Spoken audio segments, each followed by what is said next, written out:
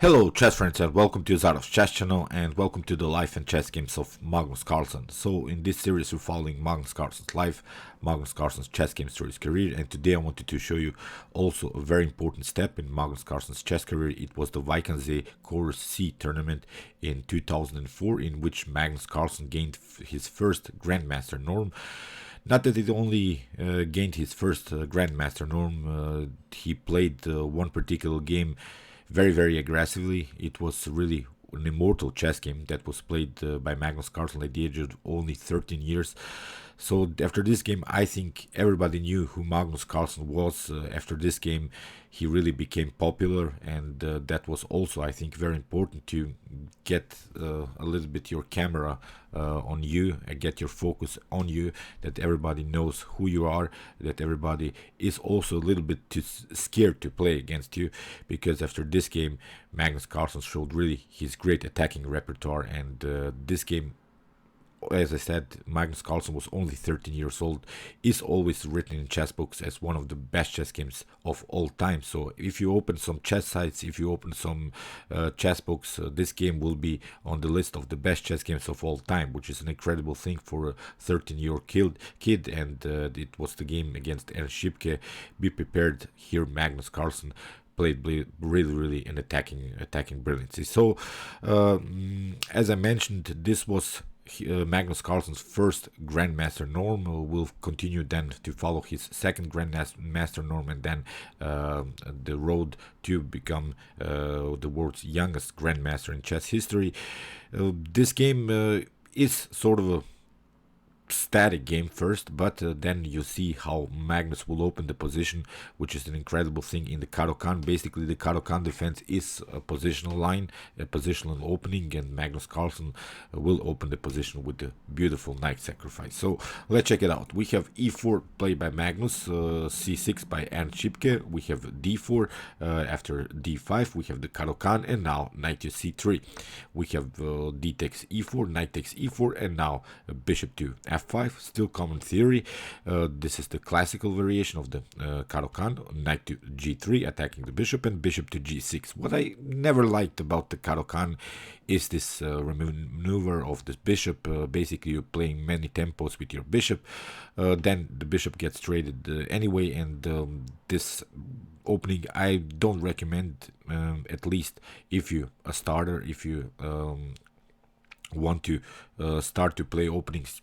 Don't choose it. It's my recommendation, because you should try natural openings like the Sicilian, maybe to go into Ruy Lopez or similar ideas.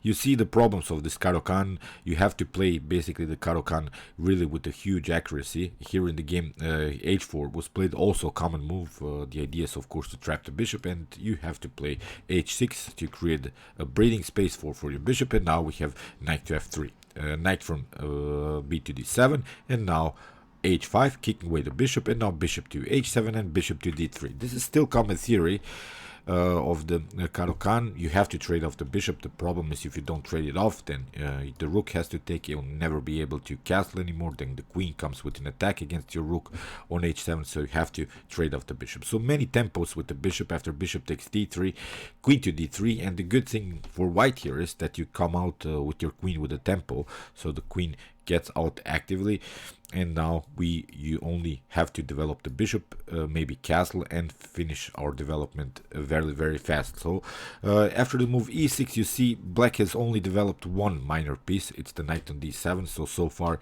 black is lacking in development here, but it's still common theory. Black hasn't made a mistake, but I'm pointing you out that basically from black's perspective you don't gain anything. You haven't counterplay in the center at all so far. Bishop to f4, and you see how accurate you have to play this opening, because here this move e6 is maybe a little bit too passive, because here after bishop to f4 Sipke played knight to f6, developing another knight, which is also a good idea, but there is maybe a better line. It's the move queen to f5. Here at least you're bringing the queen out with the tempo. The activity of this bishop is really annoying. So basically white has now three choices. either to play the move c3 to cover this dark square diagonal, or play queen to d2, covering the king, but you have to then trade off the queens, which is a simplification. You don't want to play simplifications when you play, especially as white. You want to stay with your pieces on the board. But if you, for instance, play bishop to d2, then the queen comes here on c7. I think this is a better line for black here. It's not that black is better here, it's just a better line to play with black. At least this bishop doesn't have a good activity anymore. So my recommendation here is to play the move queen to a5 for those who are playing maybe the Caro-Kann. Now, although the bishop is still developed, at least you don't have anymore such a huge activity with this dark square bishop. In the game, you see how accurate you have to play this opening. Knight to f6 was played, which isn't a blunder or mistake, but queen to a5 is, I think, simply better. So queenside castling, you see it allows now Magnus Carlsen to castle queenside without further weakening the pawn structure with moves at c3. So when you play the move c3, then black could maybe try immediately b5 and b4 attacks against your opponents and against your pawn on c3. So far Magnus has a perfect development without further weakening the pawn structure, which is a good thing. So bishop to e7 played by Ernst, and now knight to e4 played by Carlsen, and here finally queen to f5. Maybe knight takes e4 is now a better line for black again. Again, sort of a slight inaccuracy by Ernst.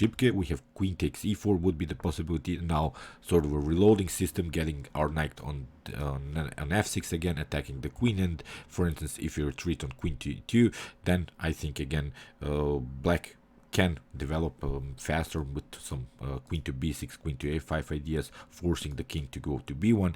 But in the game, queen to a5 was played, and here Ernst didn't take the knight on e4. He kept the position in the center dynamic, and now Magnus simply improved the position of the king to b1. Now Magnus has secured the king and has a good development. So castling played by Sipke. It seems now that knight to e4 again is a good idea. After queen takes e4, knight to f6, queen to d3, c5 I've analyzed, seems like a good move here for black, but it would be really a mistake again for those who are playing maybe the Caro-Kann. c5 with the king in the center is not such a good idea, because then you get the knight to e5 first. You have to take the pawn, and now queen to g3 is a very tricky line for black. You see, you don't have good continuation, because if you castle on the king side, then you get bishop takes h6. That's the main problem.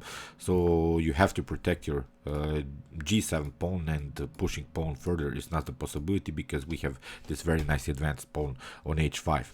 Castling queenside would be a suicide, I think, because this activity on dark squares is too much to handle. It's too much pressure, and again, you're leaving your f7 pawn weak here. So you see, c5 is not a possibility so far in the game. So after the move king to b1, as said, knight to e4 wasn't played in the game. Castling played by Ernst, and here Magnus simply took knight takes f6. We have knight takes f6, and now knight to e5, getting this knight on a very active square, because now we have taken this square for this knight, so the knight cannot play anymore on the square d7. Black would love to have this knight on d7, then the c5 move would be finally a possibility. But here rook from a to d8 was played by Ernst, and here Magnus played a tricky move, queen to e2, preparing really some dangerous tactics here. So the problem here for black is that here we have a little bit weakened pawn structure with the move h6, so you don't have any more this pawn on h7. So there are several light square weaknesses around black's king. And finally c5 was played by Ernst, which again was a mistake. It wasn't prepared good. Maybe here a6 b5 is better, or at least you have to get out with your king of the light squares. And here Magnus Carlsen plays a beautiful move. As I said, this game was on this list of the best chess games of all time. So now Magnus found really a great attack with the move knight to g6. The best way here, I think, for black is then it's not to take the knight. That's the problem. The best way is to proceed here with rook to e8. But then again, you have this move, knight takes e7. That's the problem. Rook takes e7, and now d takes c5. You have to take out the rook on the d file, or for instance, if you try rook to d1, rook takes d1, you cannot take the pawn. That's the problem, because then you get bishop to d6, and then in the next move you lose the rook. So that's why still this was the best way to proceed here for black. It's you cannot play a better line, and in the game, Ernst after the move knight to g6 simply took the knight. We have f takes g6, and but now queen takes e6, the king has to move. We have king to h8, and now h takes g6. The h file is open now. I've analyzed this game already, so far in my basics in chess series. If you're familiar more with my YouTube chess channel, in which I created a video how to open the h file with some dangerous attacking possibilities, this game was also included in one in the playlist of that particular video. So here, after h takes g6, we have really a dangerous h file now. So this rook on the h file is very tricky. So here knight to g8 was played by Ernst, trying to cover here the square h6.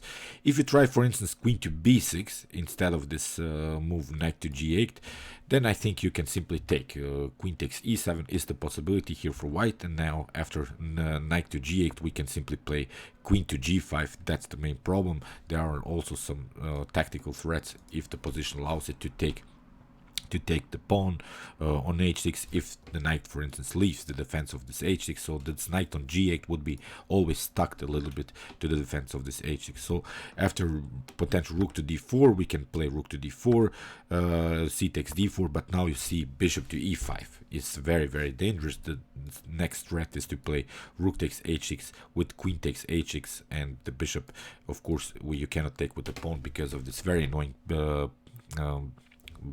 pinned by the bishop. So it will be a losing game, I think, for black. So again, I'm not seeing a good way after this move h takes g6 how black should proceed here. Basically the evaluation is winning for white here. After knight to g8, here Magnus simply continues to sacrifice his pieces. Bishop takes h6. I'm pointing out this is played by a 13-year-old.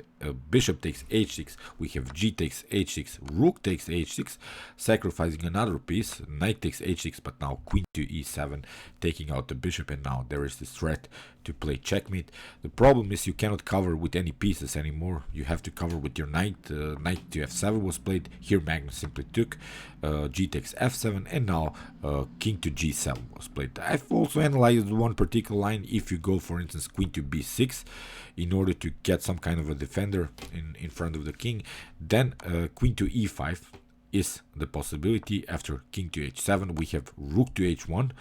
That's the main problem, and after something like king to g6, we can simply play queen to g3. If you take the pawn, then you get checkmated, basically, because we have rook to h7, you have only 2 squares. If you go here on e6, then you get checkmated here by with the queen on e5. So you would be forced to play something like king to f6, but now queen to e5 again. If you move the king here, then you get rook to g7, followed with king to h6, but now queen to g5, and again it's game over. So that's why after this move g takes f7, king to g7 was played.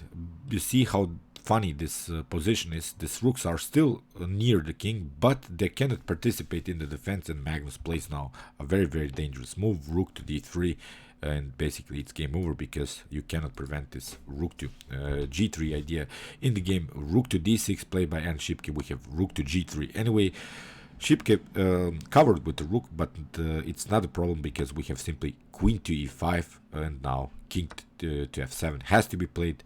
Queen to f5. You can play maybe king to e8 in the game.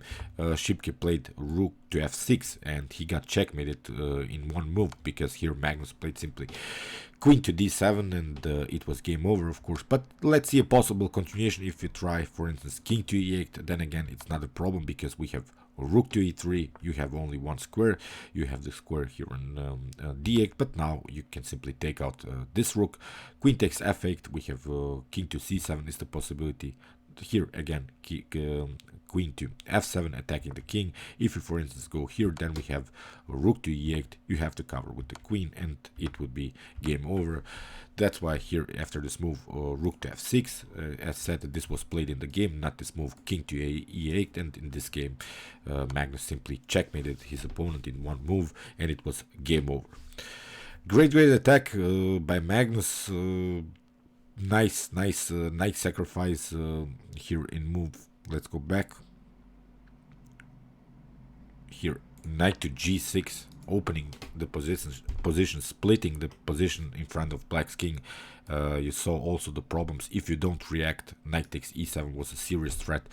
So as said, this was a great game by the 13-year-old Magnus Carlsen, and I was really surprised how great he was at the age of 13 years only, and that's why Magnus is the world champion in chess. He made really some progress during the years, and we are continuing to follow his career. We'll continue to follow his career with his second Grandmaster norm. Then after that, the road to become the world's youngest Grandmaster in chess history. As I said, I'm looking forward because we will have some many great games. We'll have Magnus Carlsen versus Anatoly Karpov. We'll have Magnus Carlsen versus Garry Kasparov. We will have Magnus Carlsen against Vishy Anand for the World Championship. As I said, I'm really looking forward to continue this series because we'll have some brutal and beautiful chess games. And of course, we love Magnus Carlsen's games. That's why I decided to follow his career through his life.